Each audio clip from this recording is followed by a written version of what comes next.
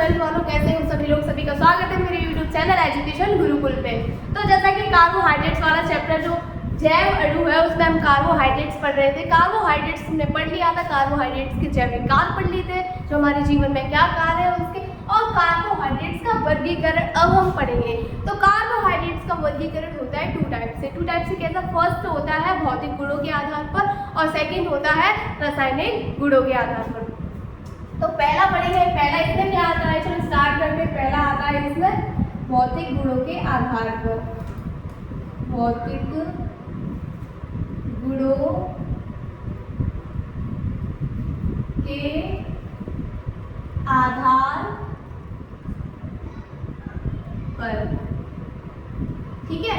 भौतिक गुणों के आधार पर भी टू टाइप से होता है। पहला ए नंबर होता है शर्कराएं और दूसरा होता है अशर्कराएं। तो पहला ए नंबर डाल के हम लिखेंगे शर्कराएं,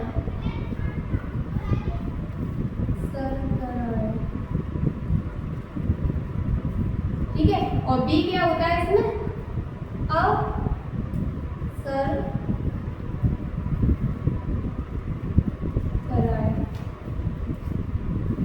ठीक है। शर्कराएं क्या होती है, अशर्कराएं क्या होती है, उदाहरण पढ़ेंगे इनके, वही ये भौतिक गुणों के आधार पर ये कंप्लीट हो जाएगा। तो पहले पढ़ते शर्कराएं, ठीक है। इसको इरेज कर देते हैं। शर्कराएं क्या होती है, चलो इसकी थ्योरी लिखते हैं। ये स्वाद में मीठी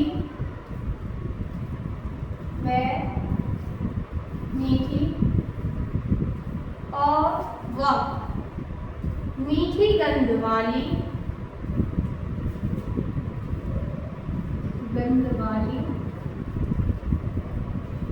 और क्या होती है, जो भी मीठी और स्वाद में और गंध में जो मीठी होती है वो जल में विलय होती है, और जल में विलय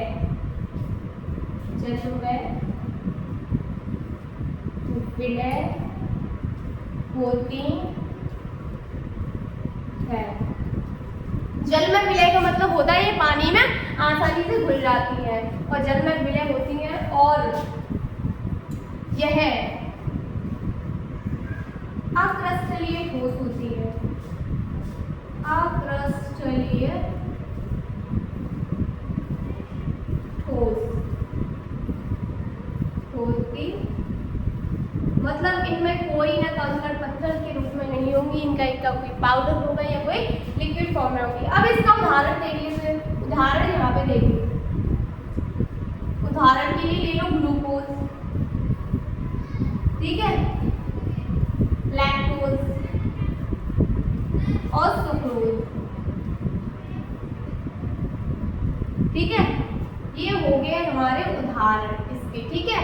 ये शर्कराएं कंप्लीट हो गई। अब इसके बाद नेक्स्ट पार्ट पे चलते हैं अशर्कराएं। शर्कराएं क्या थी? ये स्वाद में मीठी व मीठी गंध वाली और जल में विलय, यह अक्रिस्टलीय ठोस होती है। इसका ही उल्टा हो जाएंगी अशर्कराएं। इसको इरेज करके, इसको इरेज,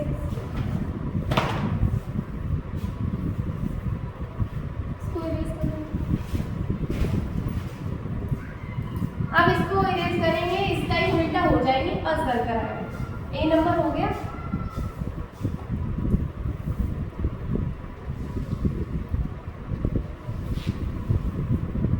अब बी नंबर में पढ़ेंगे अशर्कराएं।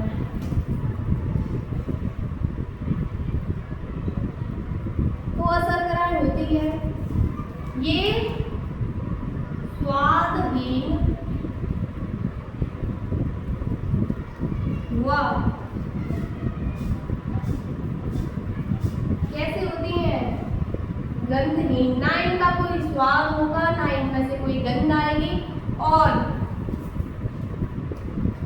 ये क्या होती है? ये जल में अविलय, यानी अविलय का मतलब होता है जल में ना घुलने वाली, अविलय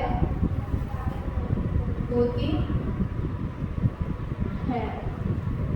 और यह क्या होती है? यह भी अक्रिस्टलीय ठोस होती है, सॉरी, क्रिस्टलीय ठोस, यानी इनके छोटे छोटे जो कंकड़ से टाइप होते हैं, नमक को जब पानी में घोलते हैं तो छोटे छोटे कंकड़ जो पानी की तली में बैठ जाते हैं, उसी की तरह यह क्रिस्टलीय ठोस होती है। यह पानी में नहीं घुलेंगी, ये पानी के नीचे बैठ जाएंगी। ठीक है, इतना हो गया। शर्कराएं क्या है? ये स्वादहीन व गंधहीन और जल में अम्लीय यानी जल में ना घुलने वाली, और यह क्रिस्टलीय ठोस होती है। क्रिस्टलीय ठोस का मतलब होता है जब किसी नमक को हम पानी में घोलते हैं तो वो पूरी तरह से नहीं घुलता है, कुछ कंकड़ उसके आके नीचे तल में बैठ जाते हैं, तो इसी को कहते हैं क्रिस्टलीय ठोस। ठीक है, अब इसका उदाहरण ले लो। इसका उदाहरण होता है ग्लाइकोजन। और क्या कहते हैं उसको, क्या होता है, स्टार्च। ठीक है, और ग्लाइकोजन स्टार्च पानी में घुलेंगे, क्रिस्टलीय ठोस है, इनमें थोड़े थोड़े से कंकड़ पाए जाते हैं जो पूरी तरह जल में विलीन नहीं होते। अब आते हैं रासायनिक गुणों के आधार पर। रासायनिक गुणों के आधार पर क्या कहता है, चलो भौतिक गुणों के आधार पर दो प्रकार के थे, क्या थे, शर्कराएं और अशर्कराएं।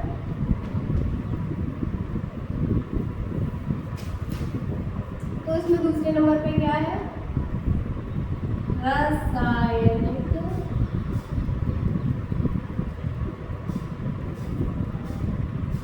गुणों के आधार। ठीक है, ये हो गए रासायनिक गुणों के आधार पर। इसमें 5 प्रकार होते हैं, तो इसमें क्या लिखेंगे, ये है 5 प्रकार के होते हैं। कैसे होते हैं 5 प्रकार के?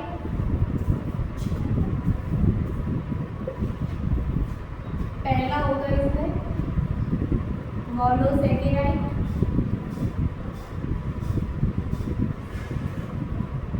ठीक है,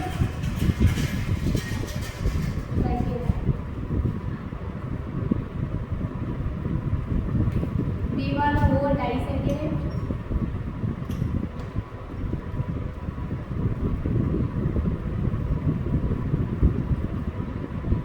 तीसरा होगा ट्राइसैकेराइड।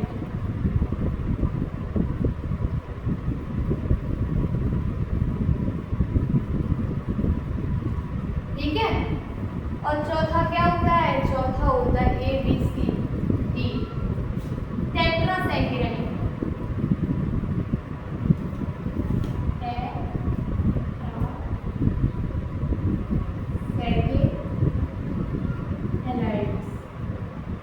और इसमें 5वें नंबर पे आता है पॉलीसैकेराइड।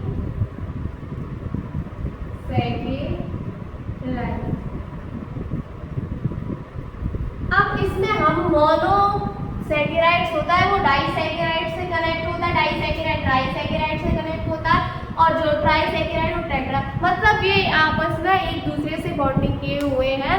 तो यह 5 प्रकार के होते हैं। 5 प्रकार के कैसे होते हैं, मोनोसैकेराइड्स, डाइसैकेराइड, ट्राइसैकेराइड और टेट्रासैकेराइड और पॉलीसैकेराइड।